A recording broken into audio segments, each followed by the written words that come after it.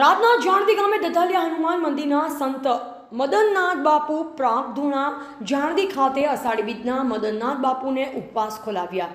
જાણદીના દધાલિયા હનુમાન મંદિરના સંત મદનનાથ બાપુ ઓછામાં ઓછા 2 મહિનાથી ઉપવાસ પર બેઠેલા હતા। ત્યારે અષાઢી બીજના દિવસે સંતો મહંતો જાણદી ખાતે આવી અને થાવરમઠ ધાનેરાના સંત હિંગોલેશ્વર પીરની ગાદીના ગાદીપતિ 1008ના મહંત પ્રયાગગીરી પીર બાપુ દ્વારા સંતો મહંતોને 350 માણસને ભોજન પ્રસાદ કરાવ્યો। ત્યારે સંતોમાં 1008ની ગાદી હિંગોલેશ્વર પીરની ગાદીના ગાદીપતિ પ્રયાગગીરી પીર બાપુ, થાવરમઠ ધાનેરા ગણેશનાથ બાપુ, ગુરુચેતનનાથ બાપુ, બારાસણ મઠ અને દરિયાનાનાથ બાપુ, મનહરનાથ બાપુ તેમજ સંતો મહંતો અને સેવકગણ અને શિવનગરના ઈશ્વરભાઈ જેપાલ, નરસિંહભાઈ, પદ્મરામ, લક્ષ્મણભાઈ વગેરે સેવકગણ દ્વારા રાતના સમયમાં ભવ્ય લોકડાયરાનું આયોજન કરવામાં આવ્યું। ત્યારે કલાકાર હંસાબેન સુવાતર, મુરલી બારોટ અને લાલદાસ બાપુ તળાવ ભજનોને રમઝટ બોલાવી અને સવારમાં ભોજન પ્રસાદ લઈ સંતો મહંતો સેવકગણ સાથે મળી મદનનાથ બાપુને ઉપવાસ છોડાવી છૂટા પડ્યા।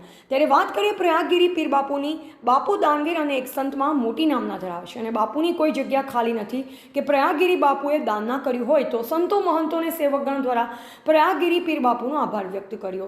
એવા જીતુ બારોટ, સંબંધ ભારત ન્યૂઝ, થરાદ।